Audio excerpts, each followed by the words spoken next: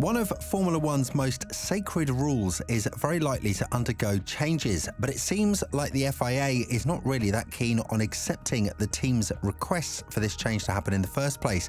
Although the budget cap did close the racing by not allowing the big names in the sport to overspend vast amounts of money in order to catch up if they fell behind, the negative side is not something that they could have anticipated heading into the new 2022 technical regulated era. And this does raise the question, is the FIA going to apply changes to the budget cap? And more importantly, are all of these changes being made to make sure that we're not going to witness years of dominance from Red Bull? It's safe to say that the budget cap has served its role quite well, as the top teams that managed to get behind and not understand the technical regulations have all complained about why they couldn't make such big strides in such a short period of time. One of the reasons was, of course, the technical regulations not allowing the teams to follow their own path, but the other one was the financial factor, with which every team on the grid was prohibited from spending more than $135 million this year and $140 million in 2022. The FIA plans to shed the budget cap even further in order to allow the lower ranked teams like Williams, AlphaTauri, Haas and Alfa Romeo, now known as Sauber, to compete up front by managing to invest the same amount of funds in their cars and perhaps with a little bit more knowledge to make their cars more competitive. This does, however, open up a box that the FIA might not be ready to look into, and that is the competition not closing fast enough in order to have interesting and competitive seasons ahead. The situation is very simple. Mercedes and Ferrari went wrong with their technical directions in the majority of fields, although both teams did have different approaches, and in order for them to catch up to Red Bull, they're going to need a lot more development in the background with a very limited budget. The Austrian team, however, doesn't need that much money to develop their car now that they know what it needs, which ultimately means that they're not going to spend millions of dollars on unnecessary upgrades in order to test out something that could potentially fit with the design of the car. Another very interesting situation is the fact that Red Bull is the only team in Formula One since the introduction of the budget cap to have breached this financial rule, and the consequences don't seem as harsh as the rest of the grid would have wanted them to be.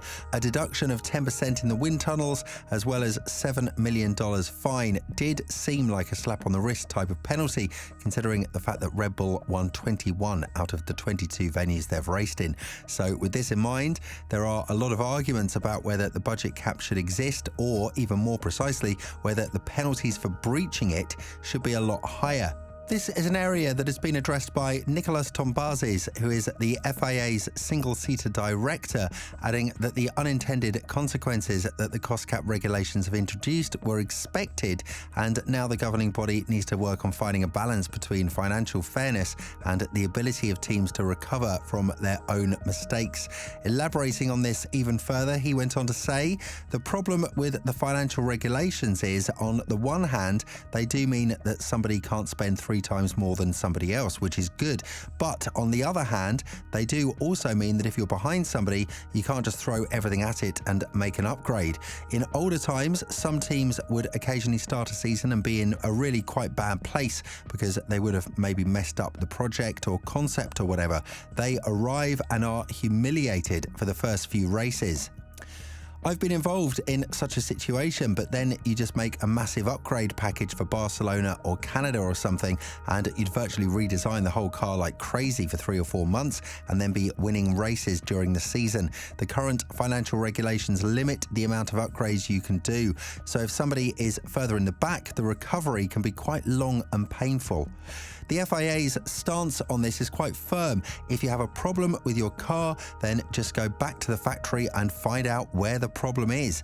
It's obvious that the money approach, more precisely spend as much money as you can in order to fix the issue, is not going to work in the future. But the F1 teams have already raised questions about the eligibility of the budget cap from various perspectives, such as the sport becoming more entertaining to watch.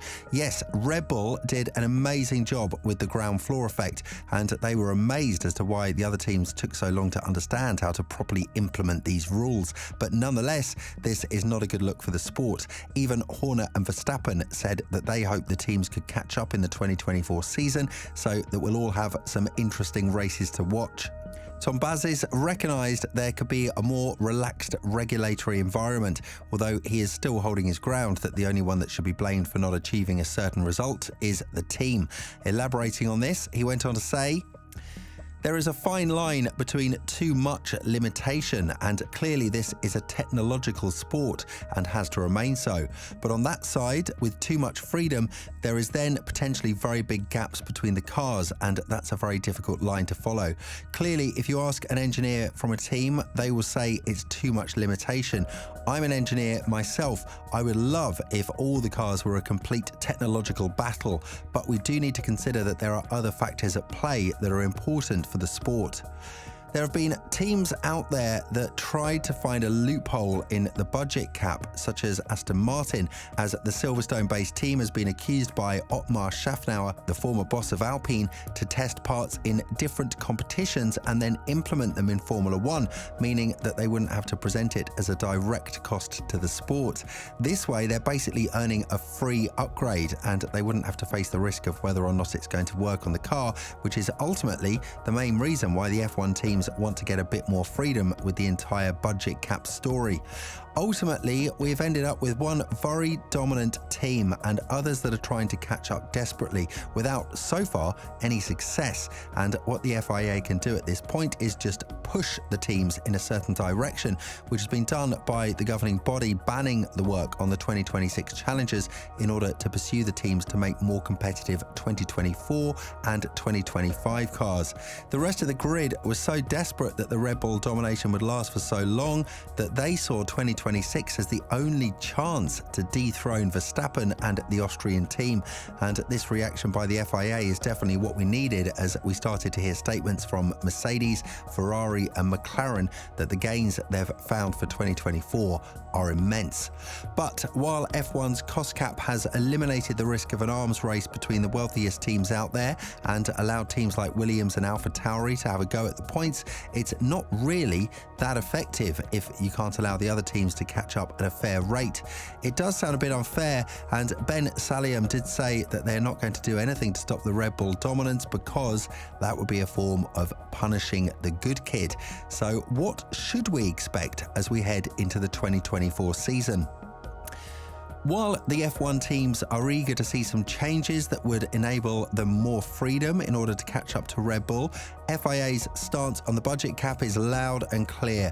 Changes are not going to happen, and the additional $5 million shedding will be applied in 2024. The fact that Red Bull has been so dominant can't be solely written on the cheating on the budget cap. After 2 full seasons, we've seen that the gains in performance could be made if you know what you're doing with your car and your engineers back in the factory. With this in mind, do you think that the team's pressure to change something in the budget cap area is going to work? Let us know what you think in the comments below.